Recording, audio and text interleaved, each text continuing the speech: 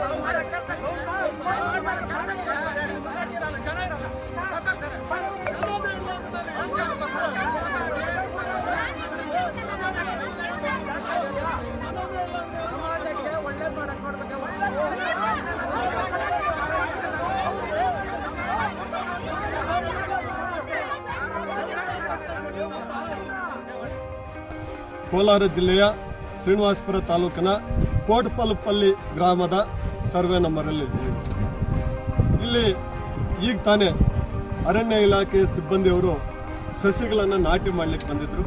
ನಮ್ಮ ರೈತರೆಲ್ಲ ಕೂಡ ಇದು ನಮ್ಮ ರೈತರ ಭೂಮಿ, ಇಲ್ಲಿ ನಾಟಿ ಮಾಡಲಿಕ್ಕೆ ನಾವು ಬಿಡುವುದಿಲ್ಲ ಅಂತೇಳಿ ಬೆಳಗ್ಗೆ 9 ಗಂಟೆಯಿಂದ ಇಲ್ಲಿ ತನಕ ಅವರ ಹತ್ರ ಅಗ್ಗಜಗ್ಗಾಟ ಆಗಿದೆ. ಈಗ ನಮಗೆ ಆ ಮಾಹಿತಿ ಬಂತು. ಈಗ ನಾವು ನಮ್ಮ ರೈತ ಸಂಘದ ತಾಲೂಕು ಕಾರ್ಯದರ್ಶಿ ಸೈಯದ್ ಫಾರೂಕ್, ಜಿಲ್ಲಾ ಪ್ರಧಾನ ಕಾರ್ಯದರ್ಶಿ ನವೀನ್ ಕುಮಾರ್ ಇಬ್ಬರು ಕೂಡ ಬಂದಿದ್ದೀವಿ. ಬಂದ ನಂತರ ಅಷ್ಟೊತ್ತಿಗೆ ನಮ್ಮ ಪೊಲೀಸ್ ಇಲಾಖೆಯವರು ಕೂಡ ಬಂದಿದ್ದರು. ಈಗ ನಡೆದಿರೋದಿಷ್ಟೇ ಸರ್, ರಾತ್ರೋರಾತ್ರಿ ನಮ್ಮ ರೈತರ ಭೂಮಿಯನ್ನ ಒತ್ತುವರಿ ಹೆಸರಿನಲ್ಲಿ, ಒತ್ತುವರಿ ತೆರವು ಹೆಸರಿನಲ್ಲಿ ರಾತ್ರೋರಾತ್ರಿ ಮರಗಳನ್ನು ಕಟಾವು ಮಾಡಿ ಮಾವಿನ ಮರ, ತೆಂಗಿನ ಮರ, ಎಲ್ಲ ರೀತಿಯಾದಂಥ ಮರಗಳನ್ನು ನಾಶ ಮಾಡಿದ್ದಾರೆ. ರೈತರನ್ನ ಇವತ್ತು ಬೀದಿಗೆ ತಳ್ಳಿದ್ದಾರೆ. ಇದರ ವಿರುದ್ಧ ರೈತರು ಬೃಹತ್ ಹೋರಾಟವನ್ನ ಜಿಲ್ಲಾಧಿಕಾರಿ ಕಚೇರಿಗಳ ಮುಂದೆ 5 ತಿಂಗಳ ಹಿಂದೆನೇ ಹೋರಾಟ ಮಾಡಿದ್ರು. ಹೋರಾಟ ಮಾಡಿದಂಥ ಸಂದರ್ಭದಲ್ಲಿ ಜಿಲ್ಲಾಧಿಕಾರಿಗಳು ಒಂದು ಸಭೆಯನ್ನ ಮಾಡಿ ಅಲ್ಲೇ ಆ ಸಭೆಯಲ್ಲಿ ನೋಡಿ, ನನಗೆ ಸ್ವಲ್ಪ ಸಮಯ ಕೊಡಿ, ಆಗಿದ್ದ ಅನಾಹುತ ಆಗೋಗಿದೆ, ಆಗಬಾರ್ದಾಗಿತ್ತು ಆಗೋಗಿದೆ, ಆದ್ರೆ ಇನ್ನು ಮುಂದೆ ಆಗ್ಲಿಕ್ಕೆ ನಾನು ಬಿಡುವುದಿಲ್ಲ.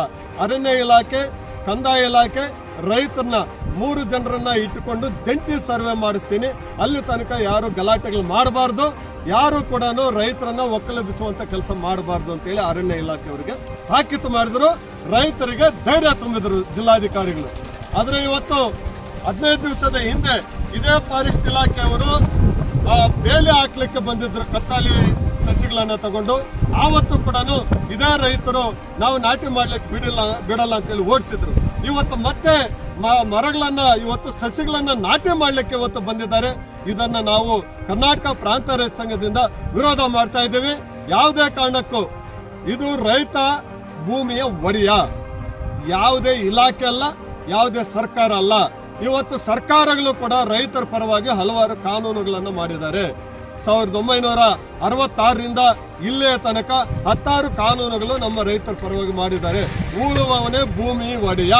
ಅರಣ್ಯ ಇಲಾಖೆಯಲ್ಲಿ ವ್ಯವಸಾಯ ಮಾಡ್ತಾ ಇದ್ರು ಕೂಡ ರೈತನು, ಬಡ ರೈತ, ದಲಿತ, ಅವರಿಗೆ ಭೂಮಿ ಕೊಡಬೇಕು ಅಂತೇಳಿ ಕಾನೂನಲ್ಲಿದೆ. ಇಂಥ ಸಂದರ್ಭದಲ್ಲಿ ಇವತ್ತು ಏಕಾಏಕಿ ಬಂದು ಸಸಿಗಳನ್ನ ನೆಡುವುದು ಅಥವಾ ಇವ್ರ ಮೇಲೆ ದಾಳಿ ಮಾಡೋದು, ದೌರ್ಜನ್ಯ ಮಾಡೋದು ಇನ್ನು ಮುಂದೆ ನಡೆಸಿದ್ರೆ ಅದು ಅವರಿಗೆ ಇವತ್ತು ಎಚ್ಚರಿಕೆ ಕೊಡ್ತಾ ಇದ್ದೀವಿ. ಯಾವುದೇ ಕಾರಣಕ್ಕೂ ನಮ್ಮ ರೈತರು ಕೂಡ ತಿರುಗಿ ಬೀಳುವಂತ ಸಂದರ್ಭ, ಸನ್ನಿವೇಶ ಇವತ್ತು ಬಂದಿದೆ. ನೀವು ಎಚ್ಚರಿಕೆಯಿಂದ ಇರಬೇಕು, ರೈತರಿಗೆ ತೊಂದರೆ ಮಾಡಬಾರ್ದು ಅಂತೇಳಿ ನಿಮ್ಮ ಮೂಲಕ ಅರಣ್ಯ ಇಲಾಖೆಯವರಿಗೆ ನಾವು ಎಚ್ಚರಿಕೆಯನ್ನು ಕೊಡ್ತಾ ಇದ್ದೀವಿ. ಭೂಮಿ ರೈತದ್ದು, ರೈತರನ್ನ ಉಳಿಸ್ತೇವೆ, ರೈತರಿಗೆ ಭೂಮಿ ಉಳಿಸ್ತೇವೆ. ಯಾವುದೇ ಕಾರಣಕ್ಕೂ ಅರಣ್ಯ ಇಲಾಖೆಯವರ ದೌರ್ಜನ್ಯಕ್ಕೆ ನಾವು ಬಗ್ಗುವುದಿಲ್ಲ ಅಂತೇಳಿ ಇವತ್ತು ಹೇಳ್ತಾ ಇದ್ದೀವಿ ಸರ್.